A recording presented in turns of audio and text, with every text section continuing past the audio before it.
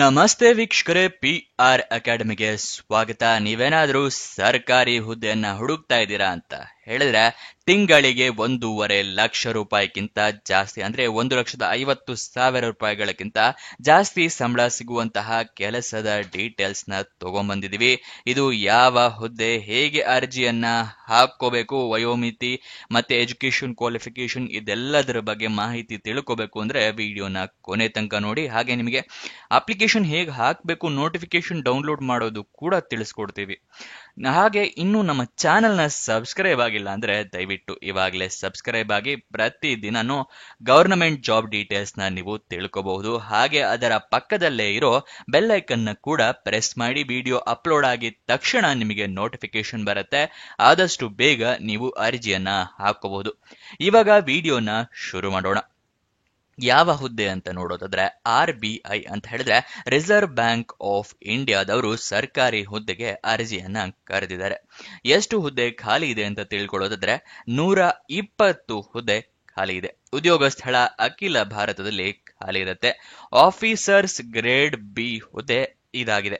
ಇದಕ್ಕೆ ತಿಂಗಳಿಗೆ 78,450 ರೂಪಾಯಿಯಿಂದ ಹಿಡಿದು 1,50,374 ರೂಪಾಯಿ ತನಕ ತಿಂಗಳಿಗೆ ಸಂಬಳ ಸಿಗುವಂತಹ ಕೆಲಸ ಇದಾಗಿರುತ್ತೆ. ಯಾವ್ಯಾವ ಹುದ್ದೆ ಎಷ್ಟೆಷ್ಟು ಖಾಲಿ ಇದೆ ಅಂತ ನೋಡೋದಾದ್ರೆ officers in grade B DR general ಹುದ್ದೆ 83 ಖಾಲಿ ಇದೆ. Officers grade B DR DEPR department ನಲ್ಲಿ 17 ಹುದ್ದೆ ಖಾಲಿ ಇದೆ.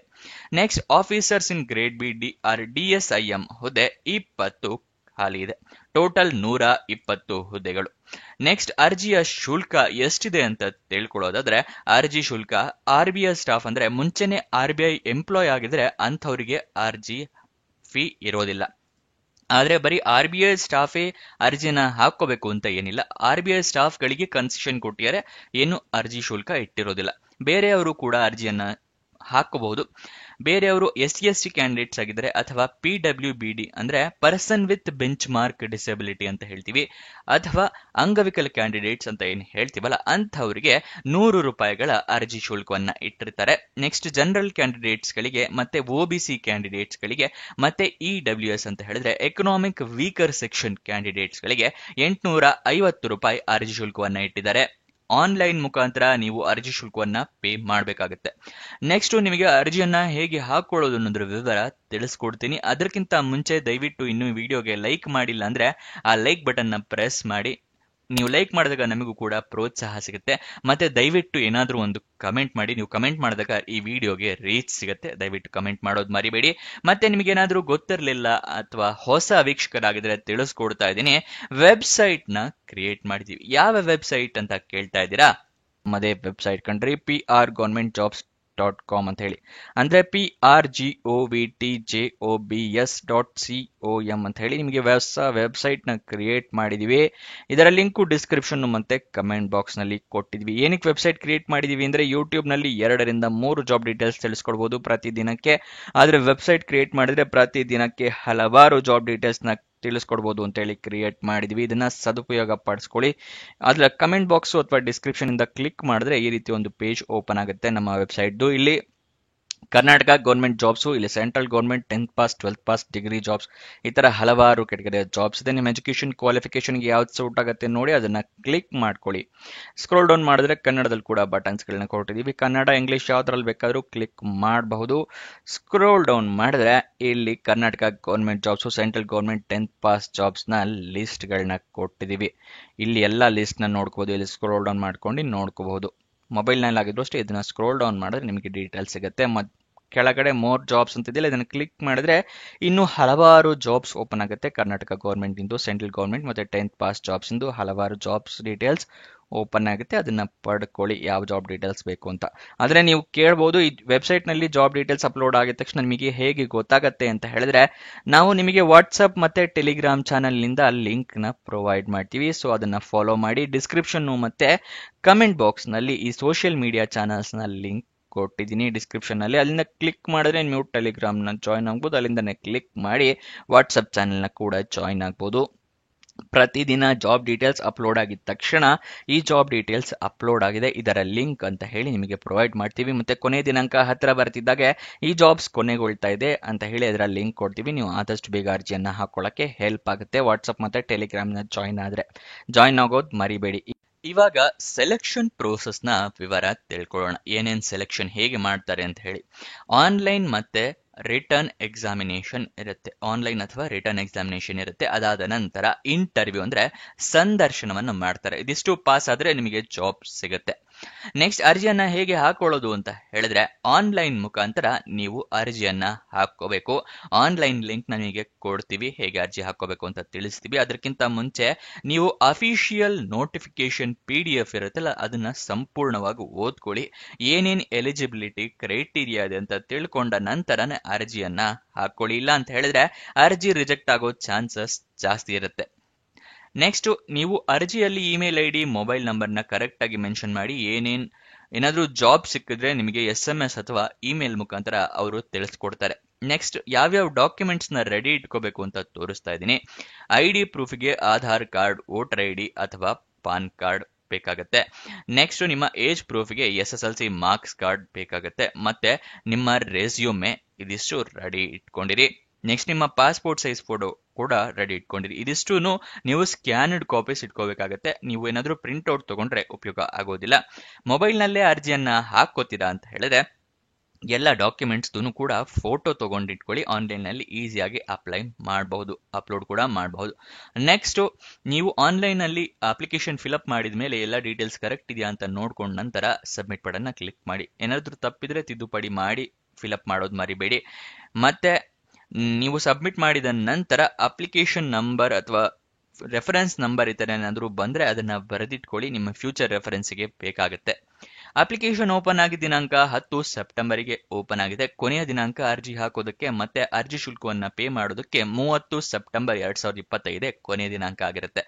ನೆಕ್ಸ್ಟ್ ನೀವು ಅರ್ಜಿ ಶುಲ್ಕದಲ್ಲಿ ಇಲ್ಲಿ ನಿಮಗೆ ರಿಸರ್ವೇಶನ್ ಕೊಟ್ಟಿದ್ದಾರಲ್ವಾ, SC ಕ್ಯಾಂಡಿಡೇಟ್ಸ್ಗಳಿಗೆ, PW ಕ್ಯಾಂಡಿಡೇಟ್ಸ್ಗಳಿಗೆ 100 ರೂಪಾಯಿ ಇದೆಯಲ್ಲ, ಇದನ್ನ ನೀವು ಪಡ್ಕೋಬೇಕು ಅಂತ ಹೇಳಿದ್ರೆ SC ಕ್ಯಾಂಡಿಡೇಟ್ಸ್ ಆಗಿದ್ರೆ ನಿಮ್ಮ ಹತ್ರ ಜಾತಿ ಪ್ರಮಾಣ ಪತ್ರ ಇರಬೇಕು. PWD ಕ್ಯಾಂಡಿಡೇಟ್ಸ್ ಆಗಿದ್ರೆ ಅಂಗವಿಕಲತೆಯನ್ನು ಪ್ರೂವ್ ಮಾಡುವಂತಹ ಪ್ರಮಾಣ ಪತ್ರ ಇರಬೇಕಾಗುತ್ತೆ. RBI ಸ್ಟಾಫ್ ಆಗಿದ್ರೆ ನಿಮ್ಮ ಹತ್ರ ಎಕ್ಸ್ಪೀರಿಯನ್ಸ್ ಸರ್ಟಿಫಿಕೇಟ್ ಅಥವಾ RBI ಕೆಲಸ ಮಾಡ್ತಿದ್ದೀರಾ ಅಂತ ಹೇಳಿ ನಿಮ್ಮ ಹತ್ರ ಪ್ರೂಫ್ ಇರಬೇಕಾಗುತ್ತೆ.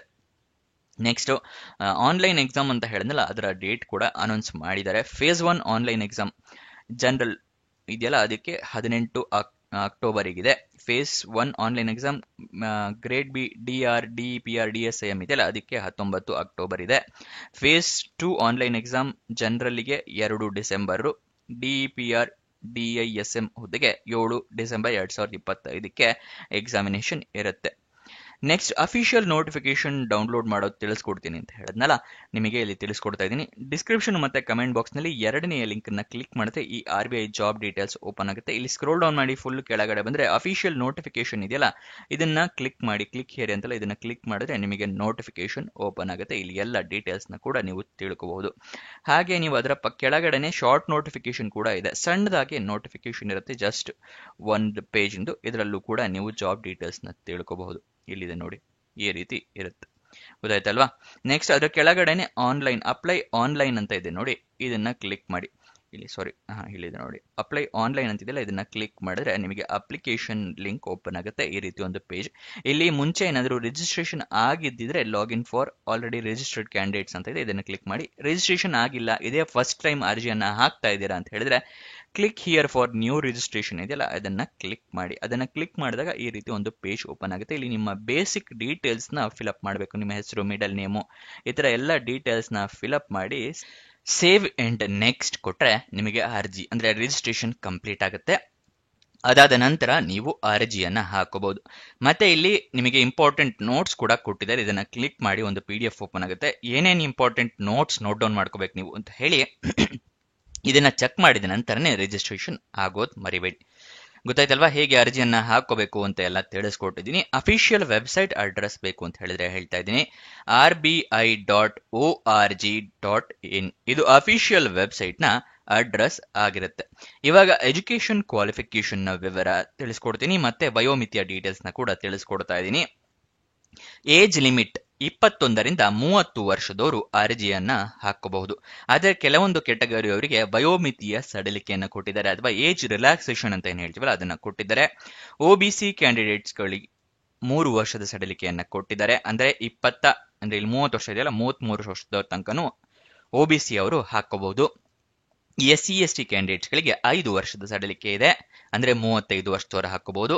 ಅಂಗವಿಕಲ ಕ್ಯಾಂಡಿಡೇಟ್ಸ್ ಜನರಲ್ ಕ್ಯಾಟಗರಿ ಅಥವಾ EWS ಕ್ಯಾಟಗರಿ ಆಗಿದ್ರೆ 10 ವರ್ಷದ ಸಡಿಲಿಕೆ ಇದೆ, 40 ವರ್ಷದವ್ರ ತನಕ ಹಾಕೋಬಹುದು. ಅಂಗವಿಕಲ ಕ್ಯಾಂಡಿಡೇಟ್ಸ್ OBC ಕ್ಯಾಟಗರಿ ಆಗಿದ್ರೆ 13 ವರ್ಷದ ಸಡಿಲಿಕೆ ಕೊಟ್ಟಿದ್ದಾರೆ, ಅಂದ್ರೆ 43 ವರ್ಷದವ್ರ ತನಕ ಹಾಕೋಬಹುದು. ಅಂಗವಿಕಲ ಕ್ಯಾಂಡಿಡೇಟ್ಸ್ SC/ST ಕ್ಯಾಟಗರಿ ಆಗಿದ್ರೆ 15 ವರ್ಷಗಳ ಸಡಿಲಿಕೆಯನ್ನ ಕೊಟ್ಟಿದ್ದಾರೆ, 45 ವರ್ಷದವ್ರ ತನಕ ಅರ್ಜಿಯನ್ನ ಹಾಕೊಳ್ಬಹುದು. ಇದು ವಯೋಮಿತಿಯ ಡೀಟೇಲ್ಸ್ ಆಯ್ತು.